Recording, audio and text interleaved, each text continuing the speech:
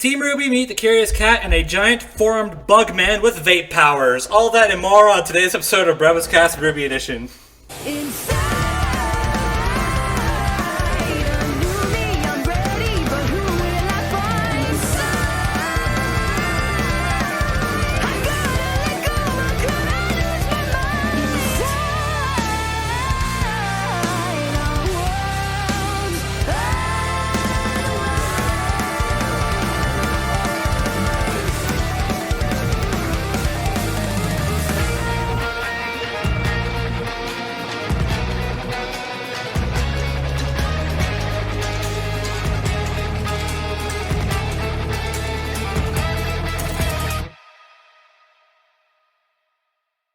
Hey everyone, and welcome to another episode of BrobusCast. I'm your host, Brobuscus. With me today is Aidan.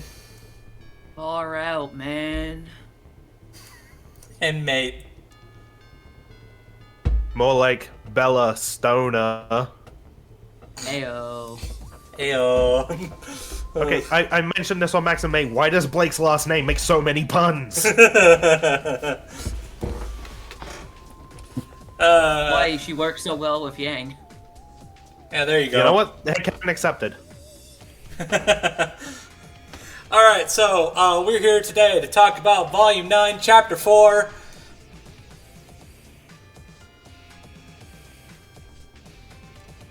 Alright, anything you guys want to say before we jump right in?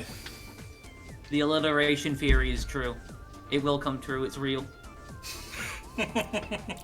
Crunchyroll, fix the titles and subtitles. Oh, Please, that's for the love of God, fix the subtitles, my gosh. It works for your videos when you upload clips. You have no excuse anymore. Yeah.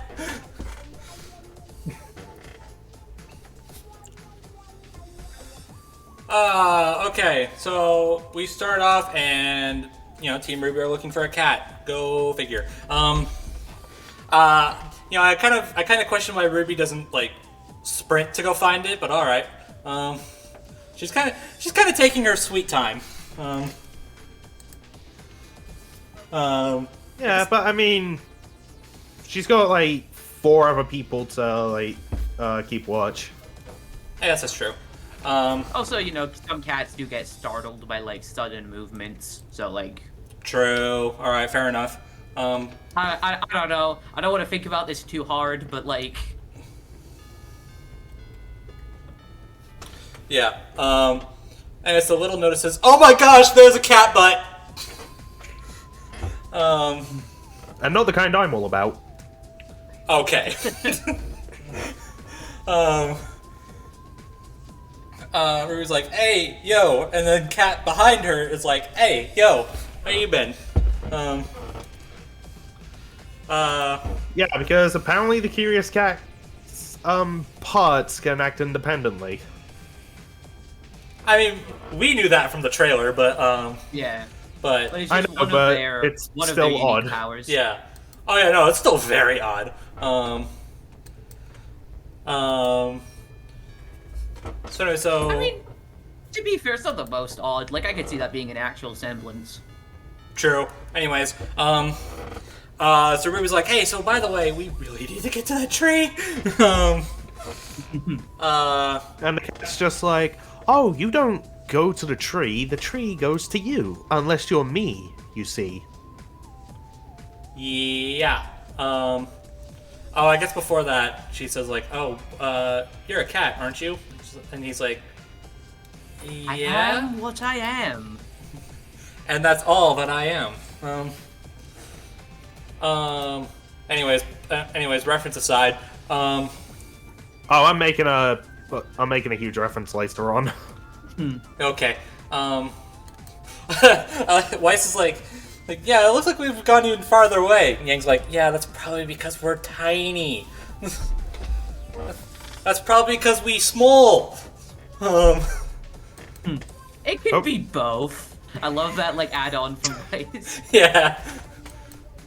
It's like she doesn't try to, argue Yang's point. She's like, we could also be farther away. You never know. We could both be correct here. Yeah, I mean, she's not wrong. That is true. Yeah. I gotta say, I know we kind of touched on it last episode, but damn, Robbie Damon was like the greatest pick they could have done for this cat. I know. Like, I don't mean to keep on simping for Robbie Damon, but he is so good at his job. Yeah.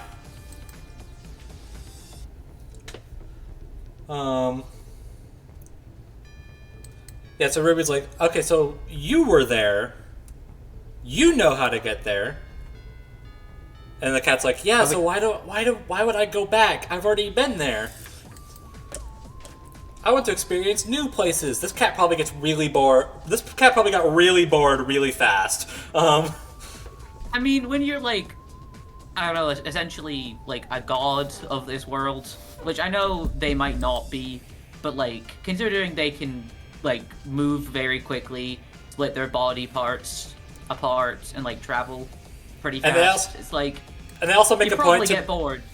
They also make a point to mention, like, yeah, each person here has their role, kind of like a character.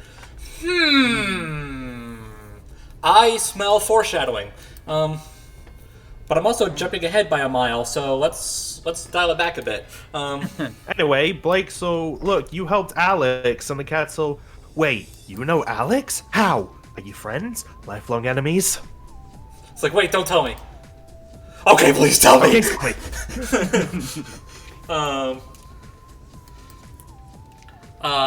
And Weiss basically drops the whole shebang. It's like, yeah, she kind of wrote the story up, which is a very popular book in our world. Weird thing is that she brushes Ruby's hair away and has her hand rested on Ruby's jaw.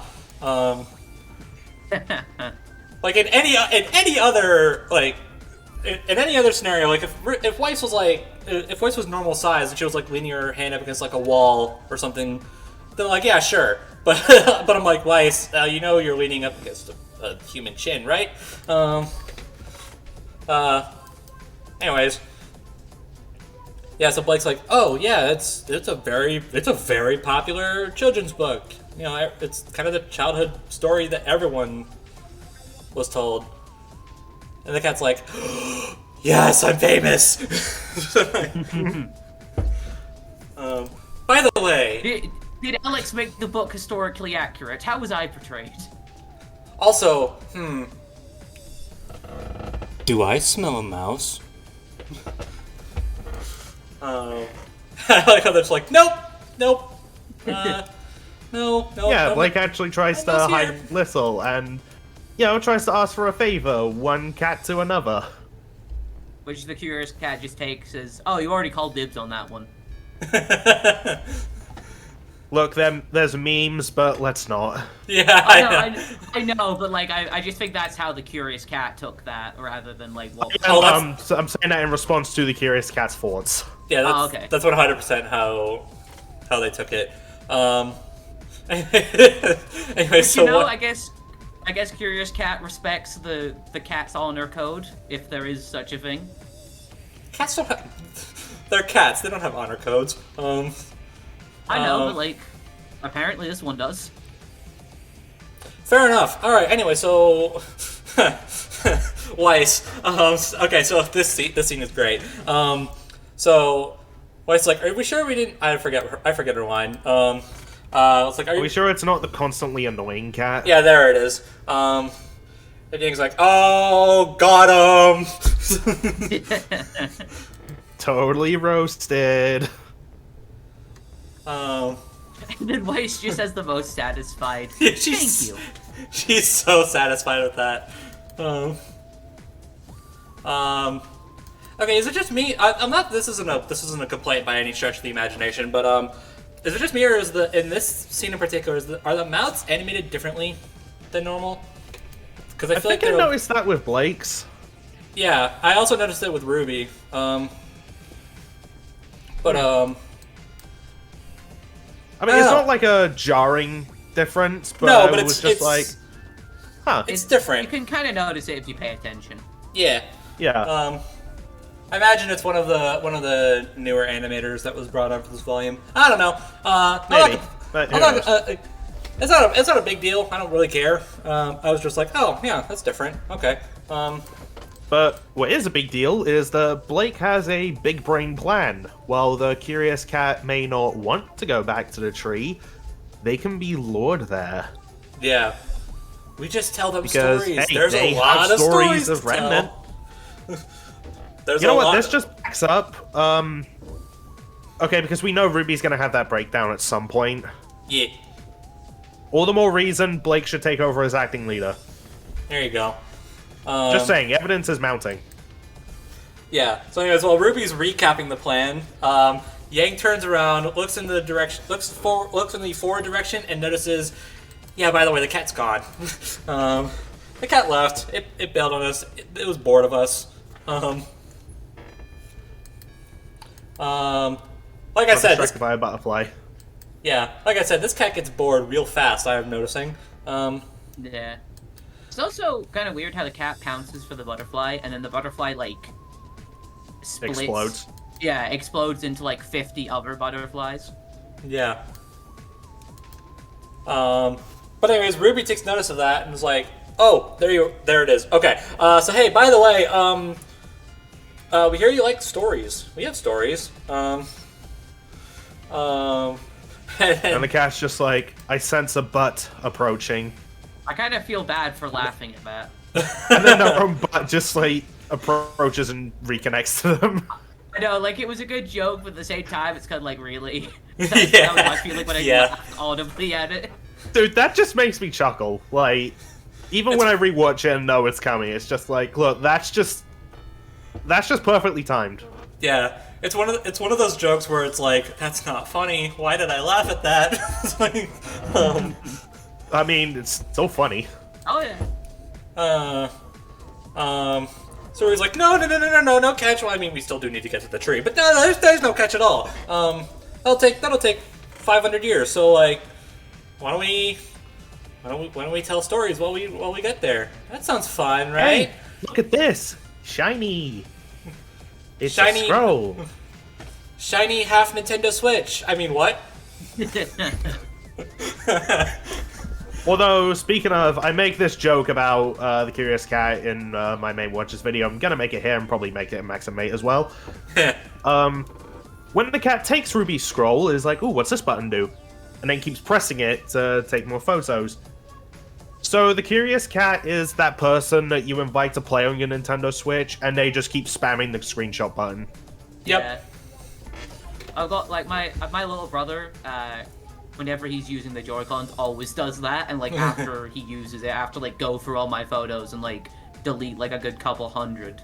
God, By that's the the end of it. worst. That's so It annoying. is. But I do like that, like, the cat realizes it, and then actually starts, like, posing for, like, the Yeah. picture. And I now kind of want to see a scene, like, in a further episode when they're doing, like, a lot of travel, and the cat's just like, you have games on your scroll. This cat's a goober. Anyways, a little thing I just thought about this while I was rewatching this episode a couple hours ago. Okay, let me make this perfectly clear. I honestly do not expect this to. I know for a fact this wouldn't work. But you ever think, what if Ruby calls someone on her scroll?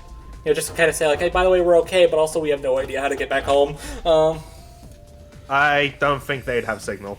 No, Yeah. probably not. But I'm like, To you be think? fair, it would have been funny if, like, when the cat was playing with the phone, it's like, oh, what does this button do? Oh, you can call people, but that doesn't work here.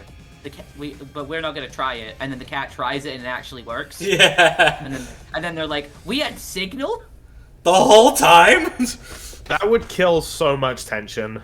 I mean, But it it's would. hilarious. Well, But to be fair, maybe. you can't tell me that a fan comic about that wouldn't be funny. Oh no, it would. I mean, you say that, but there's still the question of how the hell do we get back home?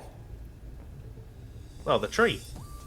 Well, yeah, but they have to travel to Narnia to get to that tree. We'll cross that bridge when we come to it. Foreshadowing. Hey. Hey. But for now, Curious Cat here. They're gonna have to give this cat an actual name because saying I know, Curious right? Cat constantly is gonna get annoying.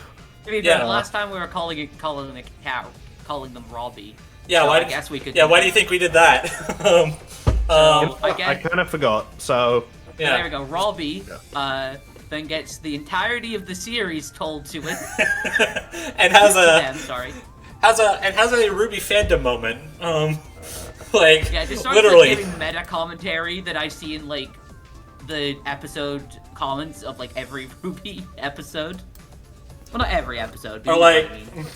or like going through like the big time RWBY content creators. Like there's the cat straight up like says like, it's like, did that CL girl ever make an important appearance ever again? And I'm like, okay, okay, I know why that's there. Yeah. I mean, hey, that is like the first time CL has been mentioned since Volume 3. Yeah. So maybe she'll be back in the next volume because she was. Assuming she didn't assumingly die. on Atlas. Yeah, assuming she didn't die. We also get oh, so the old man shares a body with your friend. That does that have any uncomfortable implications? And it's like, oof. It's like, I wonder what that was. I wonder what that was targeted for. Yeah, and my question is, when they merge, what if Oscar's the dominant person? Exactly. Or, Also, or by the end of the series, what if Ozma is gone and all that remains is Oscar? Where's the Yeah. issue then? exactly. That's what we've been saying before. But I also find it funny how the cat, like RWBY, then goes on to be like, who thought that reincarnation into people was a good idea of immortality? The same person that put a city in the sky? Ridiculous. says the talking floating cat. Yeah, you know. I don't know, who thought of this place? Good point. Did I mention that this cat's a goober? Because he is. Anyway, so they go like, oh, by the way, what was my original question again? And then we get the obligatory B moment in this episode. Yeah, Yang's... Well, they're both just tired of this cat, and Yang Can't blame shakes him. Blake's shoulder, going, Blake, it's your turn. And I love Twitter for this. Because people have pointed out, this is basically like, if Blake and Yang have a kid in the future who's like crying in the middle of the night. Blake, it's your turn. I can't not picture that when I hear that line now. And as someone who's written a fanfic where that happens, I greatly appreciate that. Yeah. I mean, I don't have that exact scene happen, but it totally could. Yeah. Blake's like, Speaking of which, go read it. yeah. Yeah, go read Blake's it. like, yeah, you were talking about, you wanted to know about the creation of Remnant, and the cat's like, oh yeah, the God Brothers, those guys were assholes. I'm like, yeah, pretty much. Just, Then there's this scene, which me and Aidan were talking about earlier. Robbie says, I did feel like some of the character voices were a little uninspired. Looking at you, Weiss. See, the Twitter user in me took that as a. I mean, I saw some Twitter users take that as like a jab towards the recasts we've been having. I doubt that was the intention, but I can't think of that and not have a little laugh. I mean, it comes across a little like... that's not a jab at Kara, is it? No, I don't think so. Yeah, I don't think so either. Like I was also saying off camera, I don't think they would have included it if that was like something that made Kara uncomfortable in any sort of way. But it is a bit weird because that feels more like an in-universe like jab at Weiss that's not being interested in retelling the story. But like before, they were making like meta jokes, so it's kind of Yeah, so having this like happen immediately like after that is just like, wait, is this not meta now? Like, what? Yeah. Yeah. I wonder if it could be probably not, but I wonder if it could be a jab at how most of the voice actors in the show didn't start that way when they started off on the show. Well, I mean, Kara's always like done a voice for Weiss. She doesn't just use her normal speaking voice. But no, I know, but I'm just talking like how before all this, you know, like all four of Team RWBY's voice actors and beyond weren't really established voice actors. They were casted because Monty heard them and was like, "Yep, those are the characters." I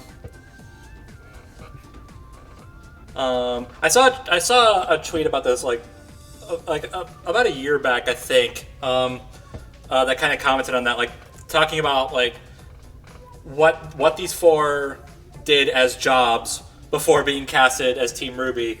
And I'm just sitting here like, yeah, these guys weren't voice actors at all. But look how far they've come. Which is really impressive considering how far they've come in the years that RWBY's been on. Yeah. Yeah.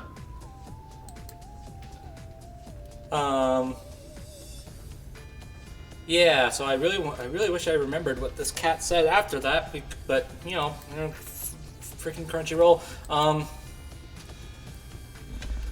The cat then gives them credit for knowing about Remnant. Oh yes. Yes. Oh yeah. I mean, I doubt Alex would have known much anyway. I kind of figured as much, but okay. You know, it makes me wonder, how exactly did Alex get here in the first place? Yeah. That is an excellent question. Because, you know, Team RWBY got here by, you know, Ambrosius's portal thing. Yeah. So, how did Alex end up here? Yeah. I feel like we're gonna get the answer to that at some point. Because we have to. Alex keeps on getting... Because, like, the amount Alex has been brought up. Yeah.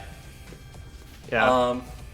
I mean, there's also questions that are raised here that I'm hoping we get answers to. Yeah. Yeah. Such as that girl could barely see past her own nose, was it? Hold on, let me read. Yeah, it was nose. Listen.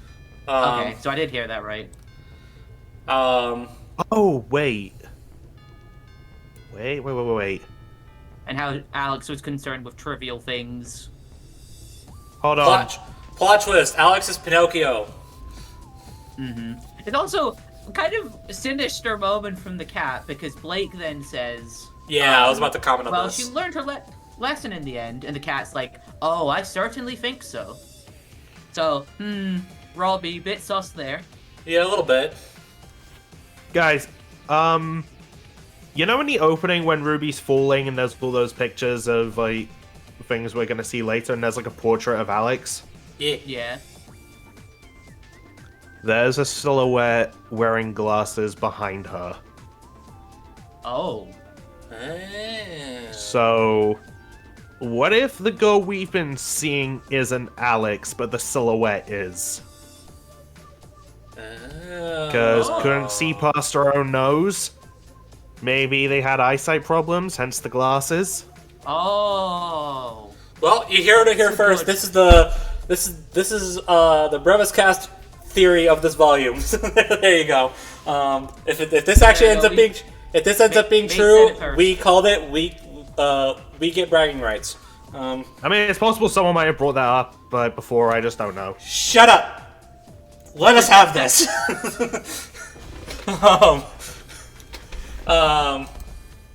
Anyway, so hey, look, they made it to a forest. It's pretty. Yeah, the Garden's Acre. And the sky is blue over there. Weird that. All right.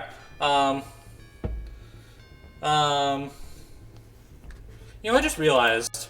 Now that you say that, that this is irrelevant, but you know, I'm remembering that I'm looking at the sky here, and I'm remembering like, yeah, that sky is very green. But we're in the Red Kingdom.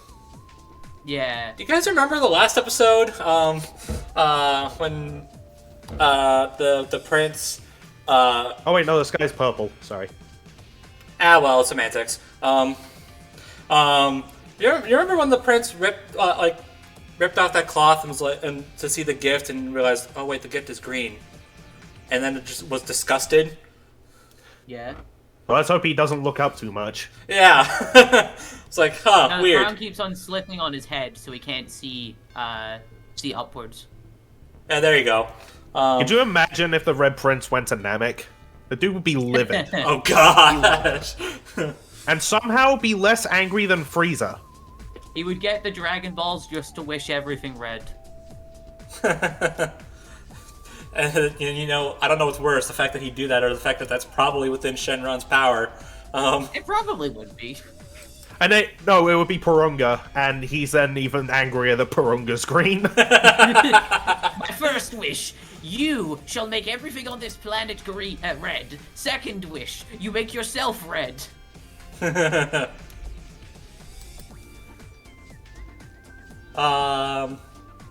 So, yeah.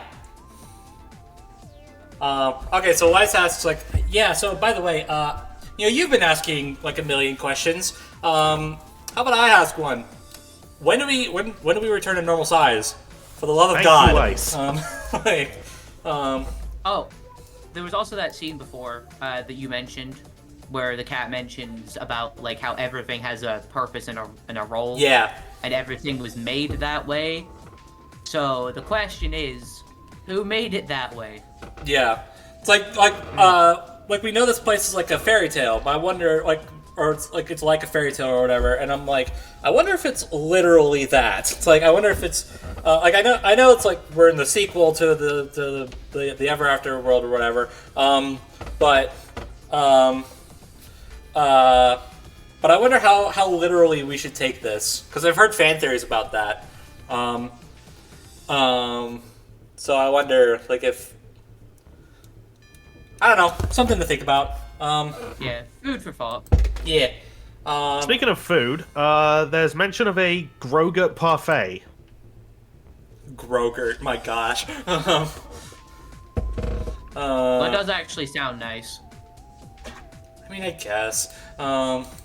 Anyway, so that's what they need to make.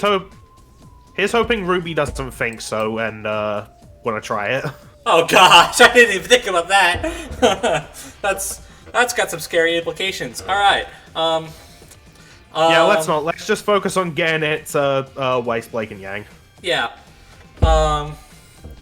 Yeah, because that's what they need to get them to normal size. But the cat's like, oh, by the way, don't talk to anyone here without me. And Blake's like, yeah, because we'll probably get our heads cut off. I get it. And the cat's like, hey, you know your stuff. And they cross a yin and yang bridge. All right.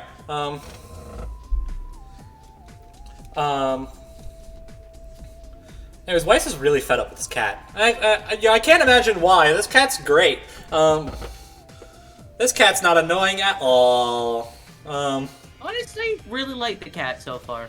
Yeah, jokes aside, I do too. But I also understand Weiss's frustration. I suppose, yeah. I'm neutral because I don't entirely trust them. No, I don't trust them either. No, I don't trust them as far as I can throw them. But I just think they're entertaining. Yeah.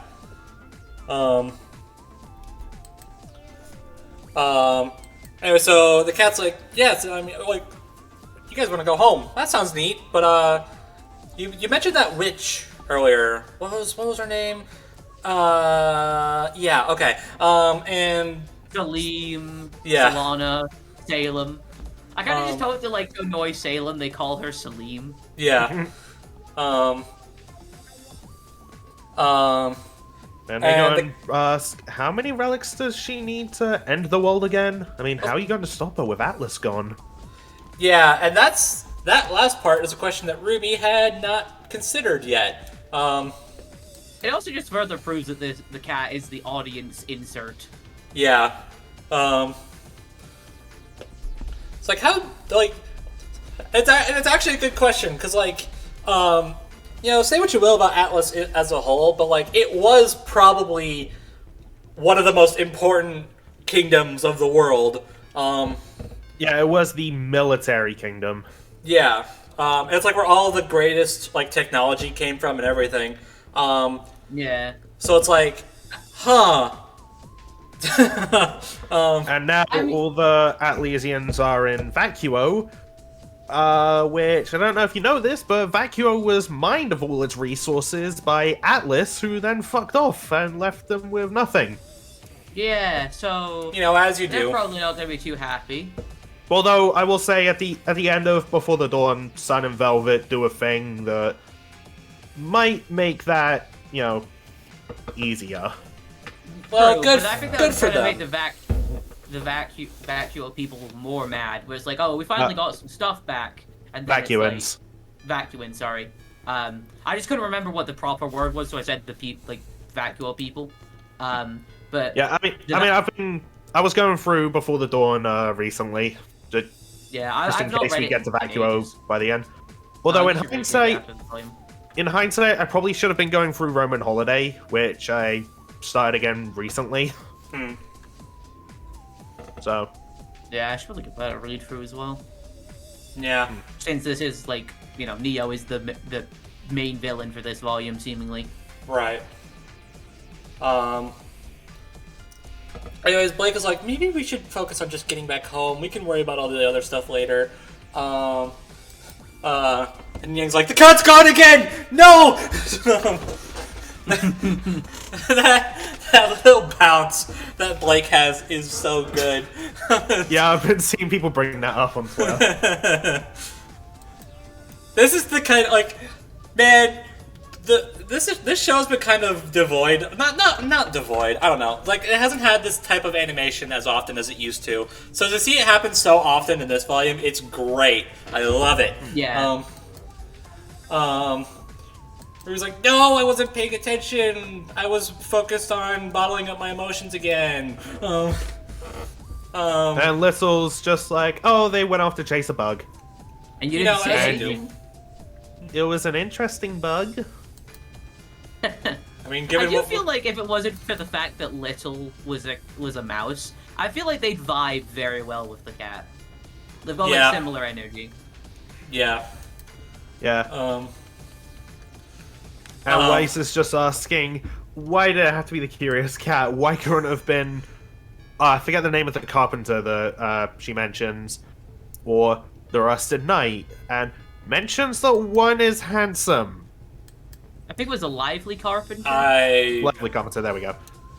I think I'm gonna be real. I think people are reading way too far into that. Oh no, I'm just thinking if the knight actually does turn out to be Jean. Yeah. That'll Oof. be funny. You might regret saying that. Yeah, but I've seen people say like, oh, is that implying that Weiss thinks that Jean is handsome? I'm like, guys, come on. It was probably just like the knight was described as handsome by Alex or something. Yeah. in the book. I'm pretty sure that's actually what it is. I'm just thinking, remember that for when they find out it's Jean, assuming it is him. Yeah. I mean, hey, at least it was something to make what's the ship called? White Knight? Yeah, White Knight. Yeah, White Yeah, Knight. there you go, the White Knight fans, you get a scrap. You get a bone thrown at you. Congratulations. Yeah, despite something happening a year or so ago. Okay. But I don't know if you guys heard this. Apparently, Kara was told that White Knight isn't happening. Okay. Yeah, I haven't found footage of that being said, so there might be context that I'm missing, but people have taken that as just like, okay, so that's hard deconfirmed. Which is kind of a shame, because out of all the options Weiss has left, I think that's honestly the best one.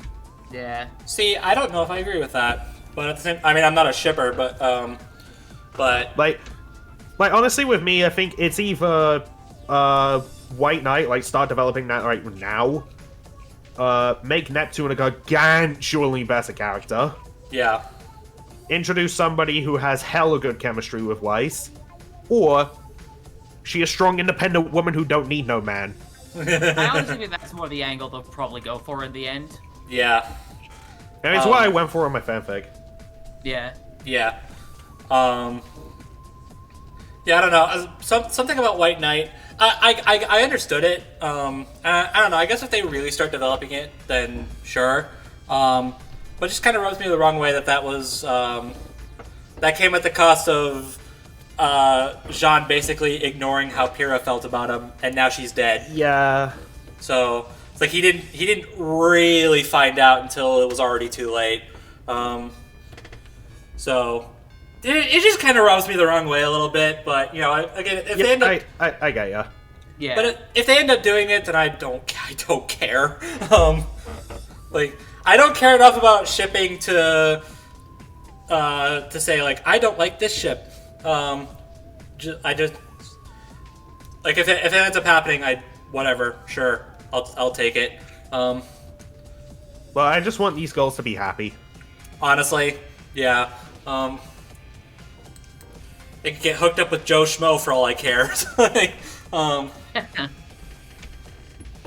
obviously, don't have it be like a pair the spares thing. Yeah. Yeah, that just goes to show how much I care about this.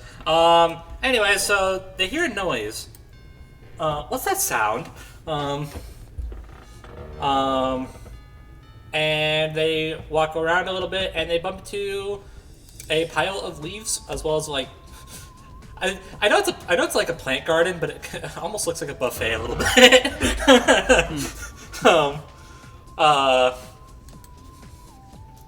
I don't know why that's what sprung to my mind, but that it is. Anyway, so the leaves has some eyes poking out, and Yeah, they hear a voice. Yeah, that's What not are creepy you? at all. That's not creepy Oh, at all. What God. are you talking about? His eyes are going from, what's that series called again? Overlord, that's it. Okay. Okay, so this next bit, I love how everything plays out. Yeah. So Ruby's So, like, what I'm really are tired you? I'm really tired Ruby of just people responds, asking that. Okay, you go. Sorry. No, it's fine. Yeah, Ruby's like, yeah, I'm really tired of people asking that, and I'm like, so am I. She's When learned the her caterpillar lesson. from the opening shows up, what question? And while all the girls are scared, Yang's just like, "What are you?" Oh, this that part- question. I love these. I love this detail so much on like the different expressions that Team Ruby makes. It's like Yang is like has her arm against Ruby's jaw again. Weird, but okay. Hey, she's trying to protect her sister. I know, but she's small. It's weird. Yeah, well, Yang's just that dedicated. Yeah. The funniest bit, though, is, like, Little and Weiss. Little and Weiss are hanging on to each other for dear life. Yeah, like, cartoon style holding on to each other. And then Blake is hiding under Ruby's hood like cats do. It's funny. Oh, I always miss this detail. Like, the moment after, Little just retreats into Ruby's hood. Yeah. I mean, if I was 6 inches tall and I saw this thing, I probably would do that too. This thing is freakish. I mean, cool design, though. I mean, Also, sure. hi, but- Chris Guerrero. Yeah. Yeah, hi, Chris Guerrero. Nice to see you here. I did not recognize your voice, but I think last time you voiced in Ruby was that ship captain. I think so. I forgot The he one was that the ship gets Blake captain. to Menagerie. Yeah, I forgot he was in that. Okay. So they're like, "Hey, so can you help us out? You seem trustworthy, even if you are freakish looking." I'm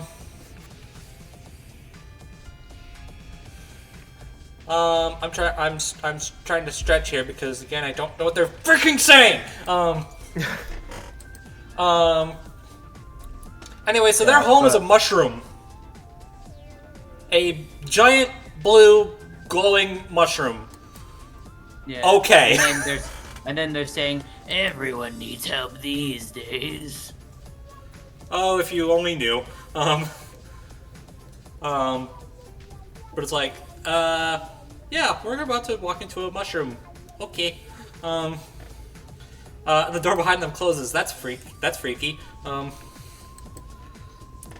There's no door. That's a problem. Yeah. Also, apparently this person can make a Grogut parfait. Yeah, hold on. I just noticed. Do you guys notice the wings on its back? Yeah. You notice how it's very similar to the butterfly we saw last episode? Oh. And this episode, yeah. I wonder if that's just convenient, or if that means something.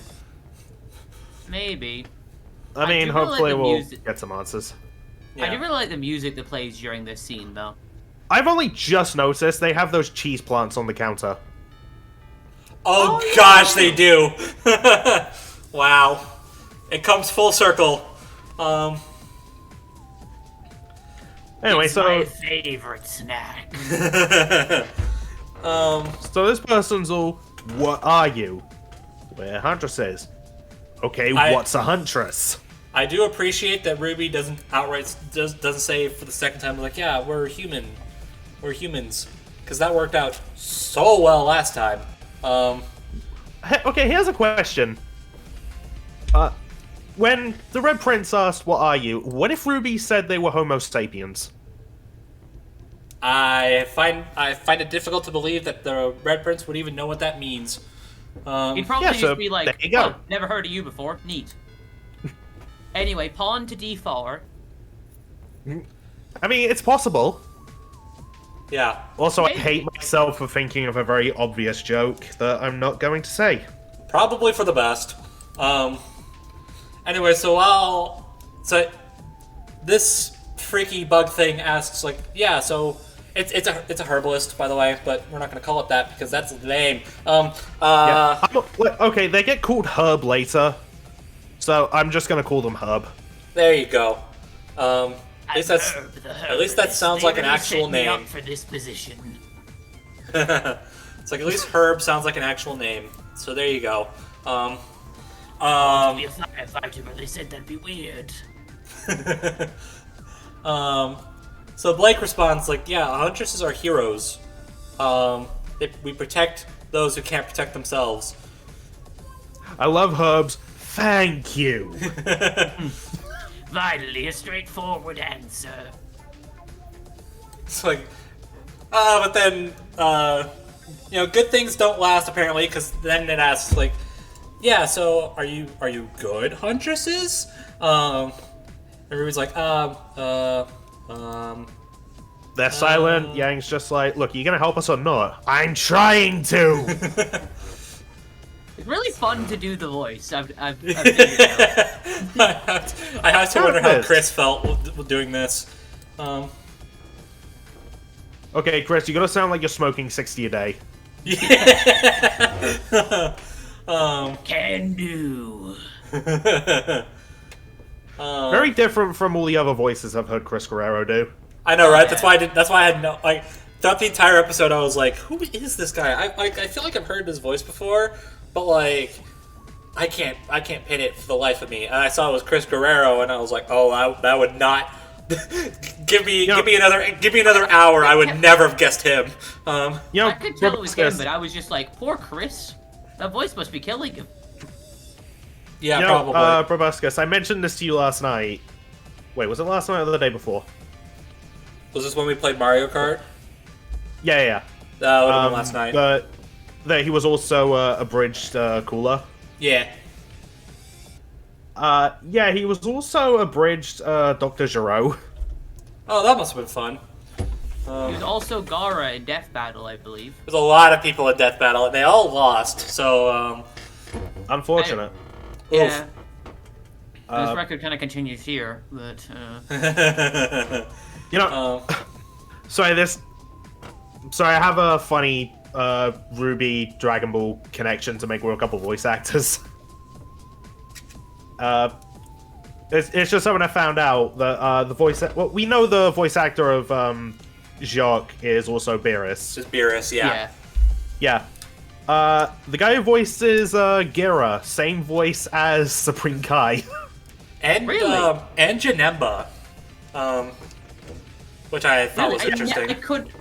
I could not hear that because No, and I Gira's- found that hilarious because that means that Blake and Weiss's dads are like the gods of Dragon Ball. yeah. And honestly, the respective gods they are makes way too much sense. Well, there's also And, that they are the best goals, so there was fits also even better. that bartender in Volume 5 that Crow talks to. That's Lanny. Oh yeah, I know. Um, I mistook him for Christopher Sabat at one point. yes, you did. Hey, just shows that Lanny is that good at doing Chris's voices. Plus, Yeah. Chris did join soon after. Soon before. Soon before. Oh yeah, soon before, right? Because that was Volume 5. Yeah. And Chris first appeared in Volume 4. Yeah. Anyways, we're getting sidetracked. dead. Yeah, he is very dead. Rest in peace. Anyways, we're getting sidetracked. So this line, this bug thing is just even more frustrating. Like, this is how a king becomes a prince, and I'm just like, wait, I'm sorry, what? Yeah, can you elaborate on that, please? Yeah. It's like, It's wait, like every episode. it's like, wait a second, that's important. Yeah, we keep on getting lore crumbs. And Yeah. it's just like no. like, I remember- no answer to them. It's like I'm remembering in the last episode there was that toy soldier that was like, yeah, well, if it wasn't for your kind, we'd probably still have a prince, or we'd probably still have a king. King. And I'm like, I'm sorry, hold on, wait, go back, that's important. Like, you implying that Alex killed the king? Yeah. And then there's this line, it's just like, wait, so they're the same person and the king Yeah. became the prince? What is going on? What is going on? Someone please tell me. Anyway, so we have I'm not gonna sugar. Herb's had enough of all this, and they're just like, okay, let's get real high. Yeah, I was like, there's no way to sugarcoat it. It's a drug room. Alright, you're not going to answer my questions. Get a load of this.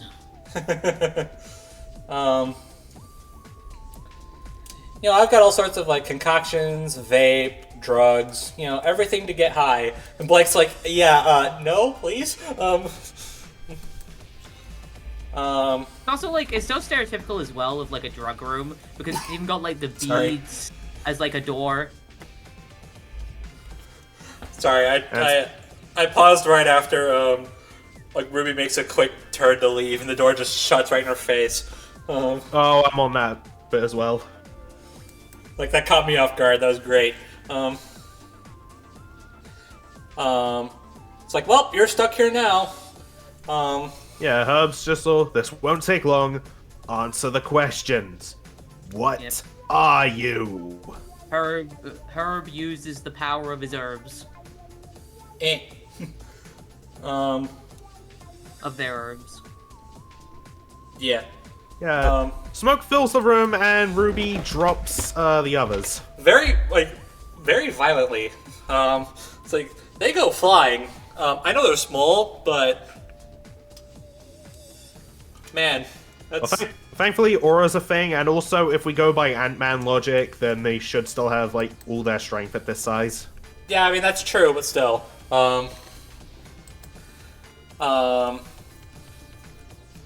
Anyway, so Yang coughs up vape because that makes sense. And the vape cloud turns into a past Yang. Oh gosh.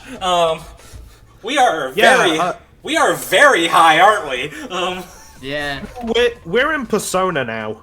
Yeah. Specifically You know, Persona 4, when the best characters encounter their shadow versions.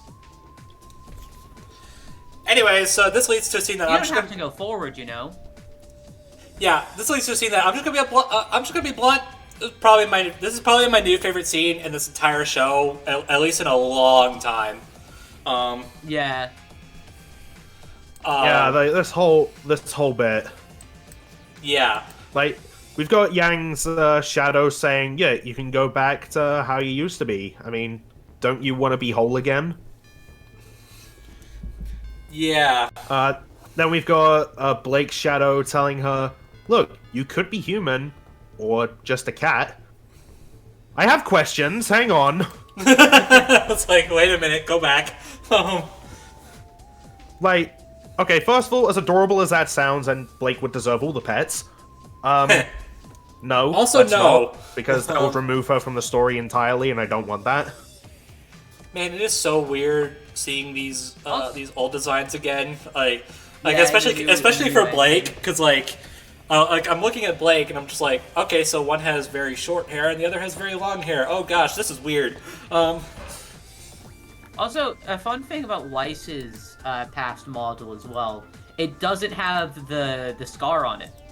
So that implies... Doesn't? Hold on. Yeah. Weiss's old model doesn't have the scar on it. So that implies that this is Weiss before she met Team RWBY. Oh, Or at real least- quick before we jump to Weiss, or at I least just want to for the say, Right. yeah, Shadow Blake goes on to say, like, look, why bother being a bridge between human and faunus? Why take on that responsibility? Don't you want things to be simpler? Yeah. And Weiss is like, you could be a nobody. Oh, it doesn't have the scar. Yeah, that's what I was Yeah, I'm saying. noticing So that implies too. This is Weiss before, at the very least, the white trailer. Yeah. Well, I think this would have to be the model they used for that Weiss character short before Volume 5. Probably. Probably, but like thematically, it kind Well, I of also didn't know. I also didn't know that model didn't have the scar either. So, like I never paid attention to that. But yeah, Shadow Weiss over here is all, yeah, like, what does the Schnee family even mean anymore? You could be a nobody. Doesn't that sound great? To not have that burden on your shoulders? Yeah. Don't you want to be free? And And then their responses. then there are responses. Yeah, Yang's all, like, Yang says that, like, her losses and her failures have, like, shaped her into who she is. Yeah. And, like, they're just a sign of, like, how much she has to grow. And if, like, she's lost something, it means that she just hasn't found it yet. Yeah. I saw a Which, really. okay. I saw a really insightful Twitter thread on that. I wonder if I can find it. Yeah, and while you find that, before this volume started, Barbara was saying that there's a line that Yang has in this volume that she's not sure if she'll ever be happy with, because it's such a big moment for Yang as a character. This is gonna be that moment, right? I've probably. I assume so. In which case, I just want to throw out there, I personally think Barbara nailed it. Found it. Oh yeah. But I totally get why she'd think that, because yeah, this is huge and Yeah. all that. Also, I just noticed the Emberselicas have different designs. Oh, do they? Yeah, like Shadow Yang's is a bit more black. Oh, yeah. A bit Interesting. more evil. Basically, this whole thing is like it kind of harkens back to Volume 2. During that. Yeah, the campfire bit, and after Ublake's been Yeah. asking them why they want to become Huntresses. Yeah. Yeah, hold on. I don't think we have the time for me to read this whole thing. But I'll just I'll put it in the spoilers chat. Screw it. So you can have some fun with that. Oh, I've seen this person's tweets a lot. Yeah. Which? Oh yeah, I've seen this too. Yeah, this Twitter account is basically like I think they even have it in their bio. It's like, yeah, 99% of my thoughts are Yang. It's like, well, okay, fair enough. I just thought it was really insightful. was fun to read through. And yeah, she's right, because, like, yeah, she could very easily go back and, like, yeah, I'll have my arm again. I'll be the bubbly, free-spirited thrill seeker like I used to be. But then also that means that everything she's been through up until this point was meaningless. It's like, yeah, I did lose my arm. I did lose my friends. I did lose my mom. But that's what makes me who I am.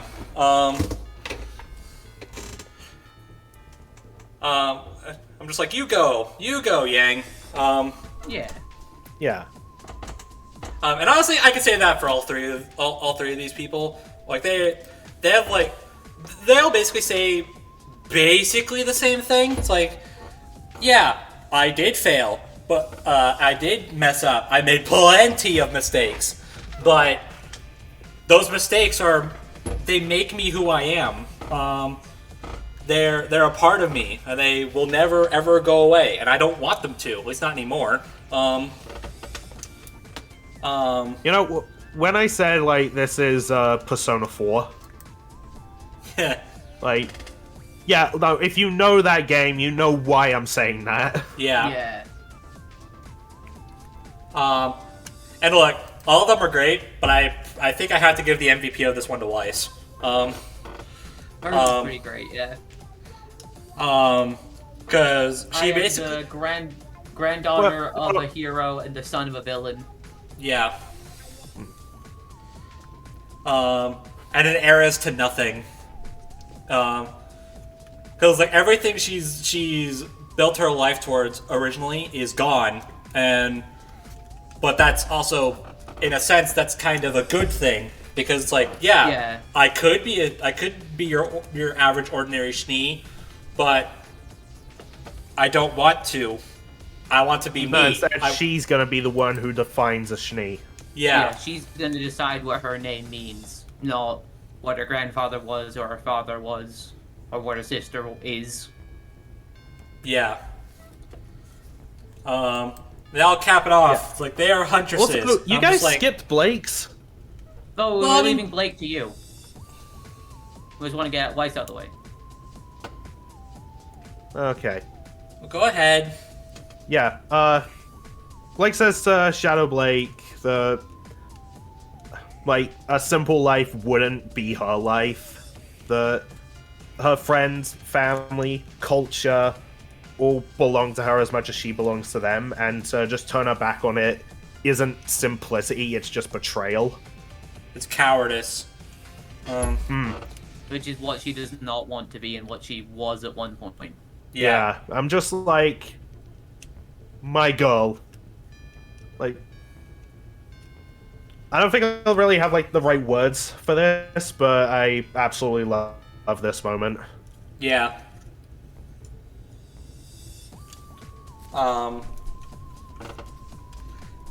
they all cap it off, you know, we're Huntresses, and I'm just like, hell yeah! And then we get RWBY. Yeah. Yep. And then it's just like current RWBY defeated, and then like old RWBY, like hands on hips, happy, standing over. Yeah. And I want to call back to the Volume 2 thing. Remember how I mentioned that Oobleck specifically asked Weiss, Blake, and Yang why they want to be Huntresses? Yeah, it's because they themselves weren't sure. Yeah, but whereas RWBY was. And like, now now, yeah. Yeah, RWBY had a goal and set her mind to it. Like, the others didn't. Or they had it, but they weren't sure how they could get there. Or what does that entail? And whereas when like for Blake, Yang, and Weiss, whereas their like bad experiences helped them find their resolve, it broke RWBY's. Yeah. Yeah.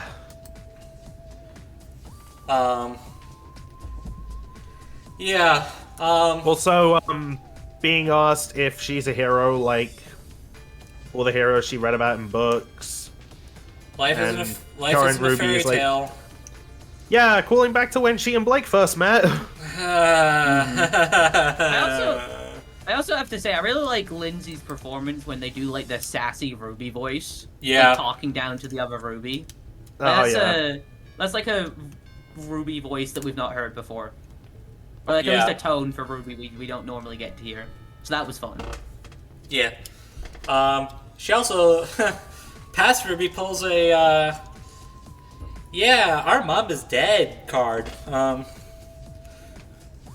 Oh boy. You know, just in case it wasn't, just in case the knife wasn't twisted enough, you know? And then what's probably the most eerie part about this for me is when Shadow Ruby is all, look, you don't even have to be Ruby Rose. Listen to the background and they just hear Ruby Rose, Ruby Rose, Ruby Rose, and it gets like so eerie. Yeah. Like, And it's something like that genuine Ruby, chills. and it's something that Ruby genuinely ponders. Oh no. Because it's like Shadow Ruby says, like, you always feel it's up to you to save the day. It's up to you to make people feel better. You're the one with the special eyes. You're the only one that can save the world. Yeah. You know, when we first saw so this, much pressure. oh yeah. Yeah. Also, when we first saw this moment in the trailer, I made that Persona joke. Yeah. Like, this Ruby telling Ruby, you're me and I'm you. Basically, with how all these are going, Ruby would totally yell, you're not me, and then we'd get into a boss fight, whereas Weiss, Blake, and Yang get their Personas. I want fan art of that. Yeah, I want to see Shadow Ruby's, like super form, essentially. Or, like, true shadow form. I can't remember what they officially call it when the shadow cells become, like, their monstrous forms. They go berserk. Okay, so it's Berserk form. Okay, so Berserk form Shadow Ruby. Fan art of that. Need it now. Also, I just need to hear in the background, it's symbolic!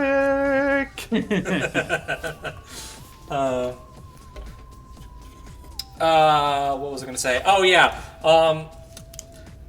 When we do get the big Ruby breakdown moment,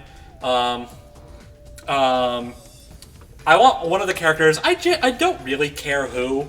Like I know this is kind of like tough advice, but it is like it's kind of tough words, but it is words that she probably does need to hear. Because my mind goes to how long has it been since you guys seen Doctor Strange? Yeah. Yeah. Which one? The first one. Okay. There's that scene as the Ancient One is dying. She says this one phrase, and I kind of want Ruby to hear it. It's not all about you. Look, I know it's tough words. I know but I do think it's something Ruby probably does need to hear. I'd say so, yeah. Because obviously Ruby herself isn't going like, oh yes, I will do everything by myself. I am the protagonist, haha. Yeah. But like, but she's like, she's trying to like, she's trying to keep herself like in the like. Well, like I said, Ruby's terrible at expressing her feelings. Yeah. She's trying. Like a lot of people are inspired by her and look to her, which then gives her the pressure to be like, I need to live up to these expectations that people have set for me. Yeah. And I'm just sitting here like, no, you don't.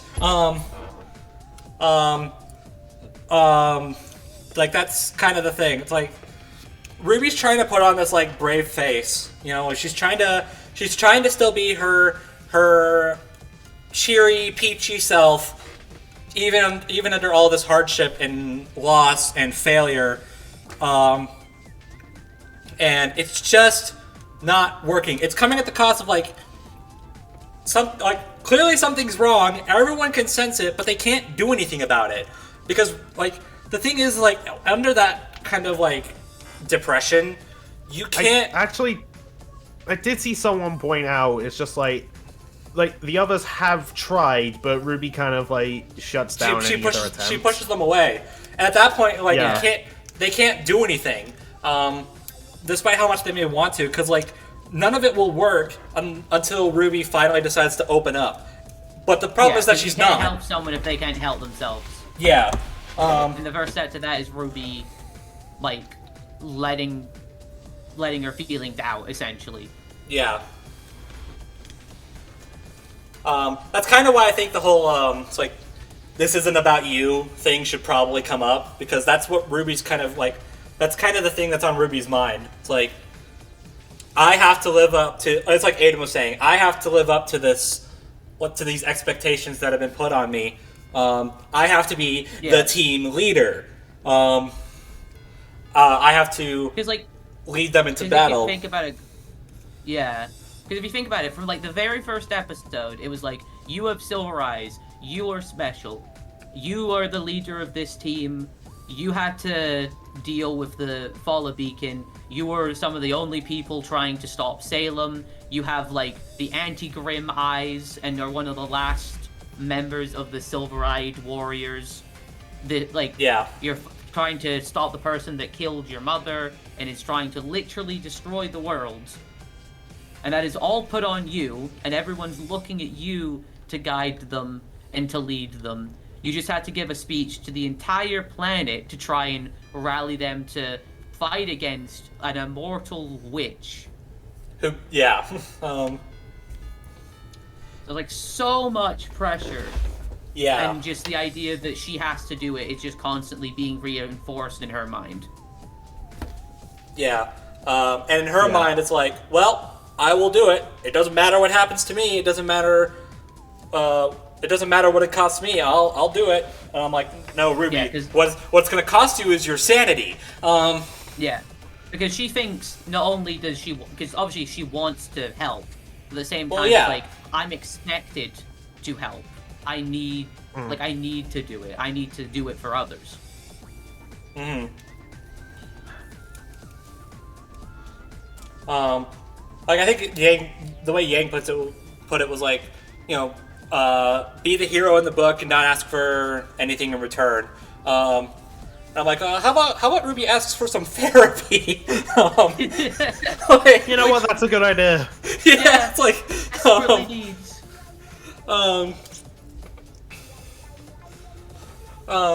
like I don't know. I feel like I mean, all these girls probably need some degree of therapy, but RWBY especially needs like some top tier professional or something. Maybe in Vacuo. Maybe there's like the world's greatest therapist. From what I know about Vacuo, I don't know if I trust them to do it, but I guess it's better than nothing. I'm the same, but there are also refugees from Atlas. One of them could be a therapist. That's true. That's true. Well, anyways, we don't really have time to worry about that right now because before RWBY can be like, yeah, I give up, take me. Robbie comes in and they're like, hey, no, stop that. No. Robbie's all drugs are bad. Okay. You shouldn't do drugs because if you do them, you're bad. Okay. I'm not gonna do the whole thing because screw that. That's probably a good idea. Say no to drugs. And Robbie's like, oh, look at you. You're pathetic.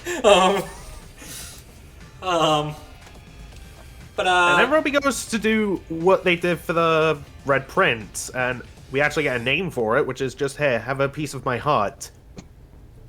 Yes, because that makes sense. It's also weird because RWBY words it as like, let me help you. And then they like put a part of themselves into Herb's heart? Is how RWBY words it? I don't know. I wonder if this has any repercussions in any way. Although this cat is essentially God, so probably not. Yeah. And Herb is like, oh shoot, okay, yeah, I gotcha. And then screws off. Yeah, the world swallows them whole. Which I don't know is them going to their basement or them dying. I'm almost positive it's the basement because they're trying to whip up that Groger stuff. I have to admit, like, that would be one of my thoughts if I was just one of Team RWBY. I'd just be like, you're still getting us the Grogu parfaits, right? Yeah. And then Robbie's just like, oh no, I replaced him. He's gone now. Yeah. And then as all of them look on in shocked, in shock and potentially horror, I'm not really sure. Little comes out of Ruby's hood and is like, hey, look, I found the cat.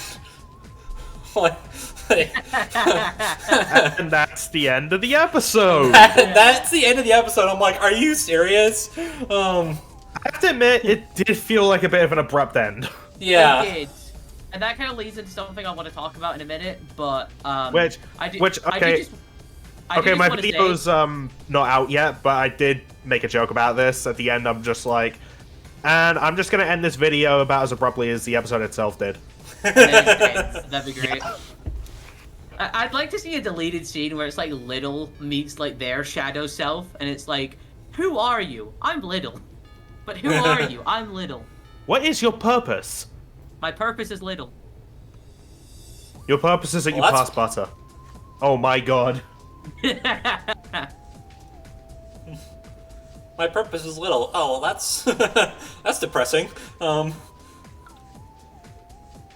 the point I wanted to bring up is, like, I don't know if this is just me. I have heard some people also feel this way about the episode as well. But this feels like it's going by, like, really quickly. I don't know if you guys share that opinion. I don't maybe think for this episode. I don't think it's too noticeable, but it really, like... It feels like so much has happened in such a short period of time. If you get what I mean. Like, I'm not saying it's a super negative. I don't think it's, like... I guess bad or anything, but, like, it feels so weird that, like, most of the stuff in the trailer, we've, like, zoomed past. Yeah. Well, I mean, one there's episode apiece. other stuff to come. I know. I'm just, like... It feels weird, if you know what I mean. Yeah. I can understand that. I mean, the other thing is, like, I mean, we do only have 10 episodes. Yeah, Yeah, so we're almost halfway through. Yeah. So I do get that. So I wonder. I don't know. I guess I could see like that being brought up for this episode because it's like they do kind of start and end at borderline square one. Because like they're traveling so that they can find the tree and return Weiss, Blake, and Yang back to normal size. At the end of the episode, they still haven't gotten to the tree, which makes sense. But you know, there's a point. And they're also still not back at normal size. It's like the biggest thing that happens here is that they meet a giant creepy bug thing that has 4 arms, and they're able to cement themselves as Huntresses, except Ruby. That's really the big thing that happens here. Apart from that, like I know it's like this volume is meant to be more like character driven, and I understand that, and I appreciate that. But I also feel like this episode isn't very plot heavy. Yeah, I do think that like obviously our perspective not, is different on this it's because like, not we're plot watching this heavy, but week it's to week. character heavy. Yeah, it's character heavy. But Which I I think, appreciate. Like, the pacing, for instance, I feel like we might have a different perspective on this when looking at the volume once it's completed. Yeah. Compared to watching it episode by episode, week by week. Which is something that happens with a lot of shows. Heck, it's happened in this show. Yeah. So, Yeah, yeah, I well, remember Mate pointing out, like, even though they haven't, like, returned to big size yet, for all we know, that's what opens the next episode. I know I'm harping on this, but can they just get back to normal size already, please? I know, right? It's like I don't understand I don't understand what the point of this is anymore. Like, okay, my main thing for wanting them to get back to normal size is just because while they're tiny, it just takes them out of combat. Yeah. Yeah. And Ruby doesn't have Crescent Rose, so she's Nor not does at she her have a best, penny sword. So, yeah. To So, be fair, I still like summon the giant knight, but it's like 3 feet tall. she can make it grow, though. Yeah. Remember, that was in Volume 5, she made it tiny. Yeah. And then She was able to make it Yeah. grow. But it's Yeah. like, it'd be funny if it was like half the height of RWBY, and then it's like, to battle! It grows in proportion to Weiss's height. Wouldn't that mean it's like a foot tall? Something that you turned out to be. Also, I know this isn't gonna happen, but I think it would be like really sick if like RWBY still had the penny sword, and then while Weiss was small, she made like the knight sword for RWBY, so RWBY could like dual wield. Oh, there you go. Ooh. But, like, it's just a fun thing to imagine. I know it's not gonna happen, but like, RWBY dual wielding like the knight sword plus penny sword sounds badass. That kind of does, actually. Yeah. Yeah. So, yeah, next episode, I'm hoping like they finally get the Grogu parfait. I know. Yeah. I know. There's still at least like one shot in the trailer with them still small, but. Yeah, I think that'll be next episode. Wait, wait. Like, I think. Yeah, do you mean that's the next episode. No, do you mean like when it's RWBY and the Curious Cat? Oh, sorry, Robbie on the lily pad. No, I'm talking about just them traveling through the forest. Like there's still a moment of RWBY traveling through the forest with her teammate still in her hood. Man. Okay. I think and that'll it- be next and it episode did not- along with the lily pad scene. I've seen people ask like, didn't that? I've seen people ask like, didn't that shot happen in this episode? And it's like, no, it's close, but it's not quite it. Done. So I don't know about the lily pad scene. So. Oh, actually, I did find a screenshot. I'll put it in the. Well, I mean, it's something that someone put together. It's like all the trailer shots that we haven't seen yet. Yeah, I saw that too, but it's probably good to post that here. Yeah, and something that I noticed, the Jabberwocker is in the area they're in now. In one of those shots. I need a better look at this. Discord is not giving me a good. Okay. Yeah. So. Yeah, all the more reason to get them back to normal. Yeah. Because at the moment, I don't seem to be defending that thing off. It is in the same area. That's not good.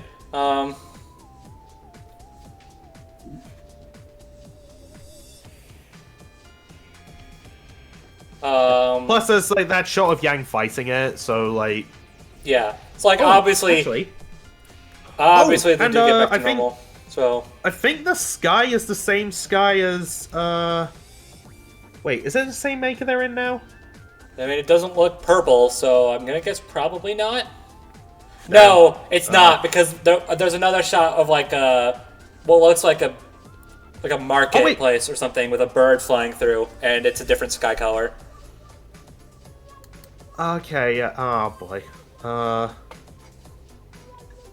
They still Wait, could get back to the one that's on the top. The one that's on the top left, the lily pad. Isn't that the same sky?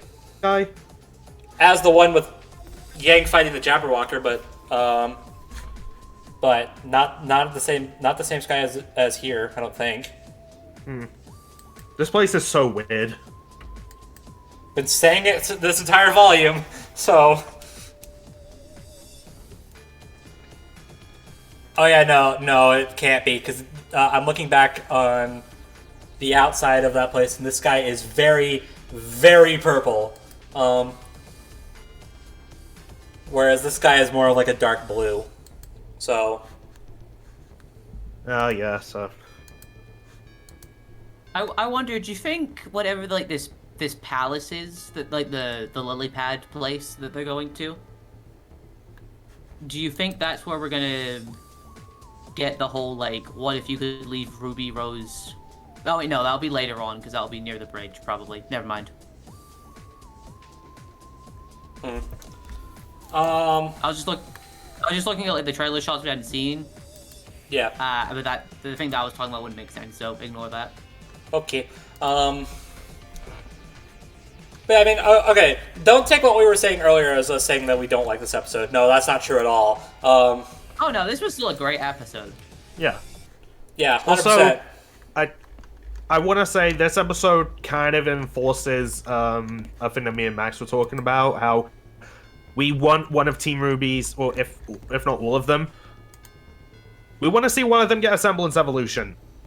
And given like how character heavy this episode was, I feel like it's absolutely possible. So please, I want that. Like, we have ideas for Weiss and Blake, and I think they're awesome. Actually, do you guys want to hear them? I'm pretty sure I have already. You mentioned the Blake one before. Alright, yeah, when she can, like, just basically make clones of those she's close with. The people that she knows, yeah. Yeah. Weiss, on the other hand, this is all Max, by the way, where she could just fuse with her summons. Ooh. So, like, she could summon the Armagigas armor over herself.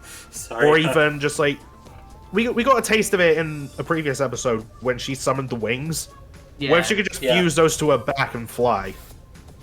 That'd be cool. Sorry, I paused on the voice cast in the credits, and I remembered that Weiss, Yang, and Blake are credited as Tiny Weiss Schnee, Tiny Yang Xiaolong. So I'm like, okay.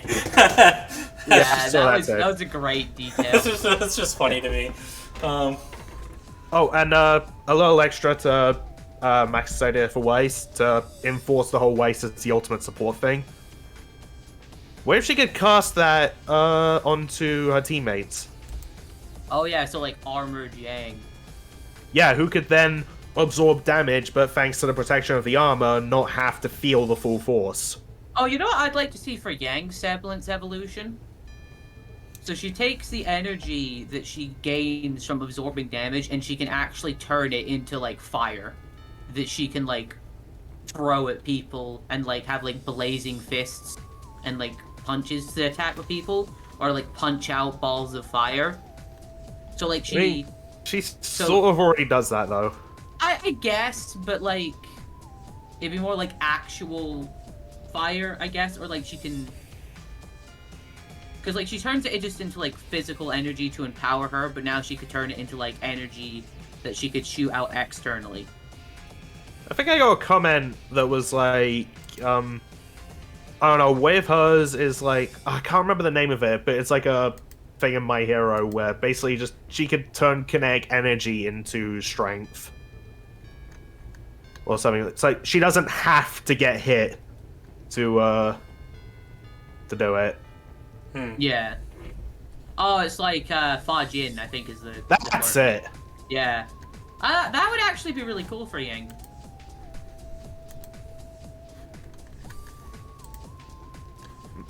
No idea on RWBY's, though. To be fair, I think RWBY's would probably just be like she gets faster. Or like...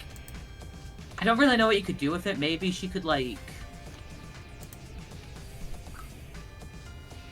Like she could split the roses up and like attack, like move each individual rose. Kind of like oh, what's that character from Bleach? You know the guy who's like Bankai's like abilities, like he creates a bunch of flower petals. I've never watched Bleach. Okay, never mind then. So, but like there's this guy whose sword turns into like these energy flower petals, like thousands of them that he can control and like they're as sharp as swords, and he shoots them at people. I think his name's Byakuya? Byakuya, like yes. That. Yeah. I've heard that name before. So maybe it's something like RWBY turns herself into the rose petals as she's moving fast, and then we know RWBY can like split into two, and then merge back together. So maybe she can like split into like each individual rose, and like charge at someone really fast to like pierce them or something, or to like slash at them with it. I mean, who knows? No, I don't think we'll see a semblance evolution for RWBY this volume. I disagree. I feel like if anything, RWBY's probably the most likely to get a semblance evolution. Yeah, but I'd still like to see it for all four of them. Yeah.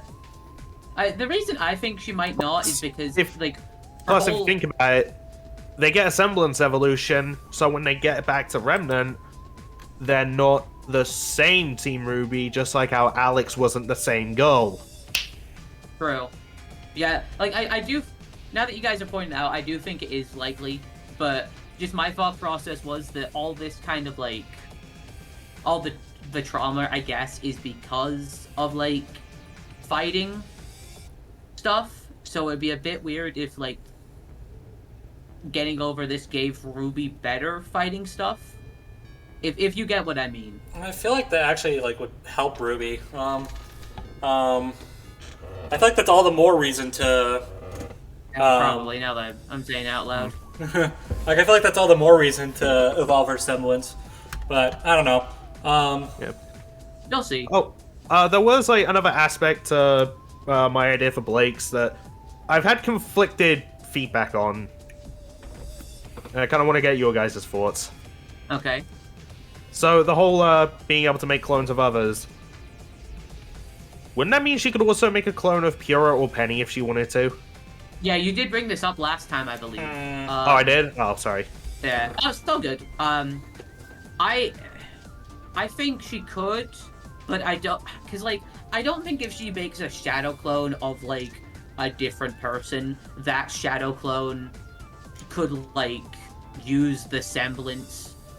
Oh no, I'm just thinking, like, it'd be a way to see them again, like see them in an action scene, but without just resurrecting them somehow. True. Though at the same time, I feel like Blake is emotionally intelligent enough to not be like, oh yeah, Ruby and John, I know you got some trauma with these people being dead, but check it out, it's Pyrrha, it's Penny, back again.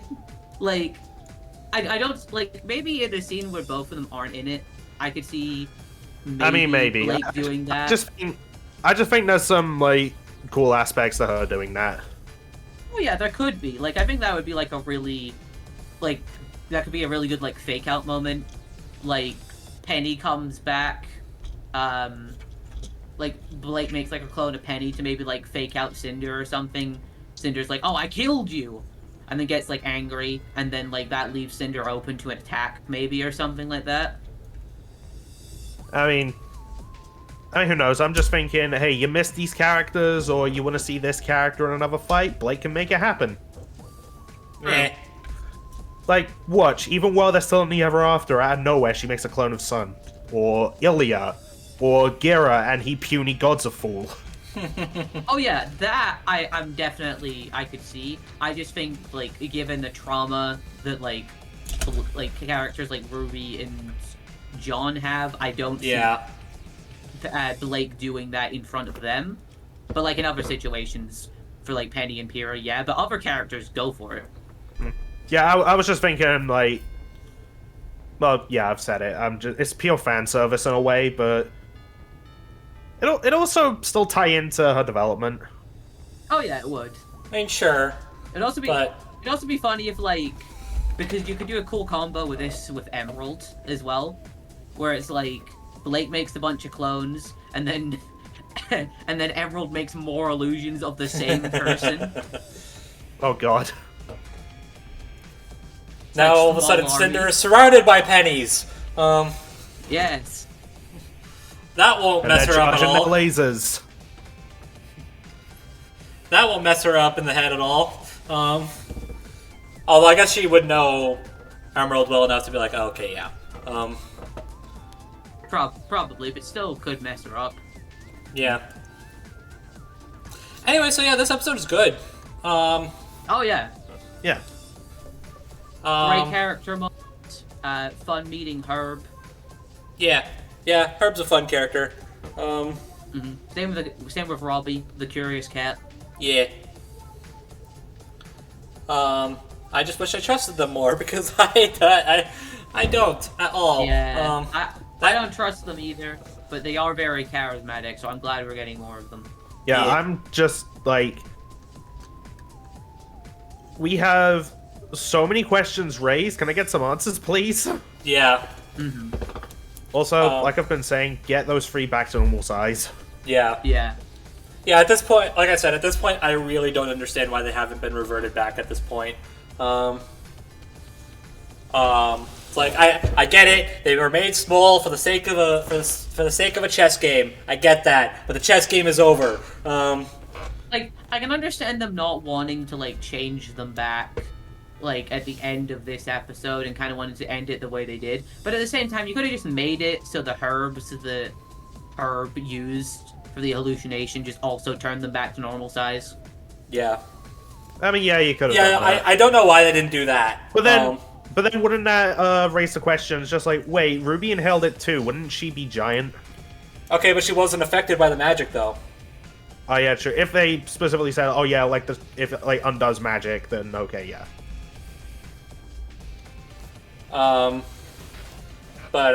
Yeah. I will agree that it probably, like, the ending was a little sudden and the episode as a whole probably went by a little too fast.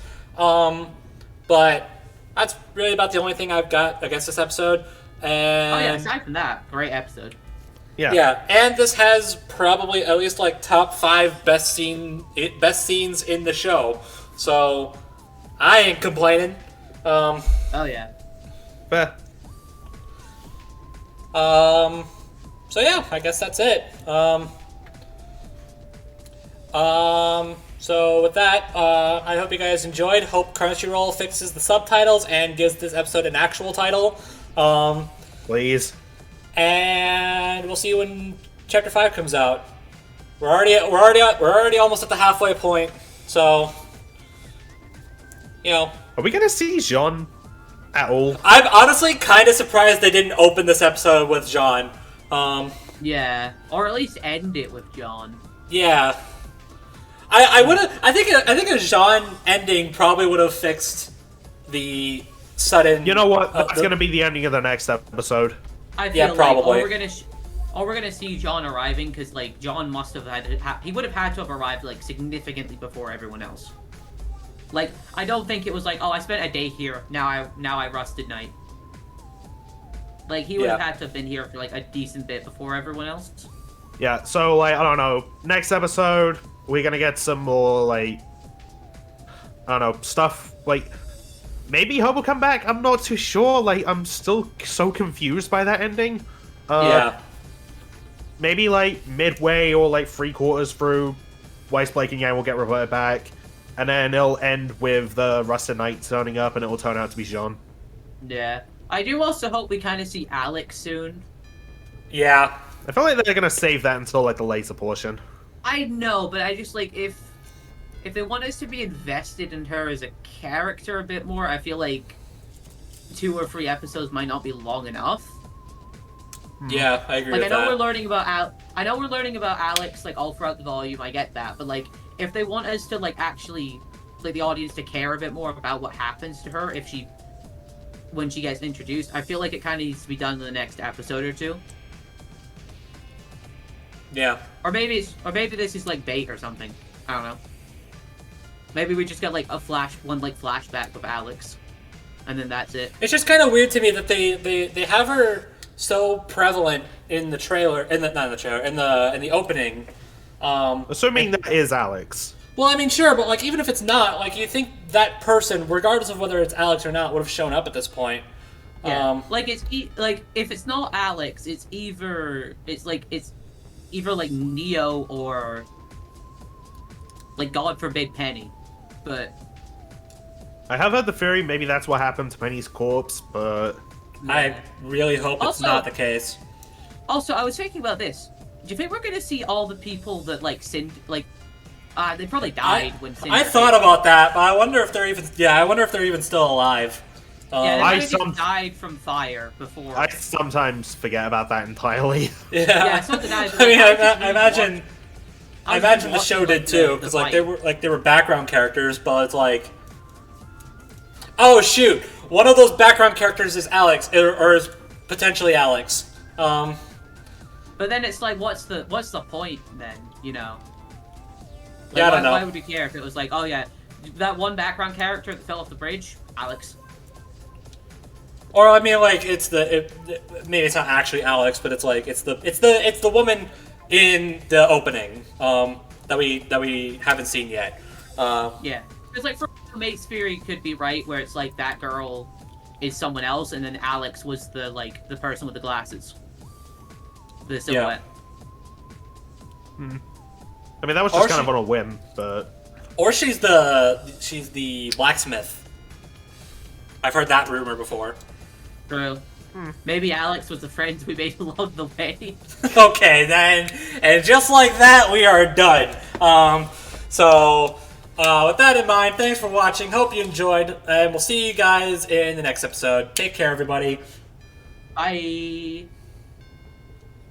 abrupt ending here.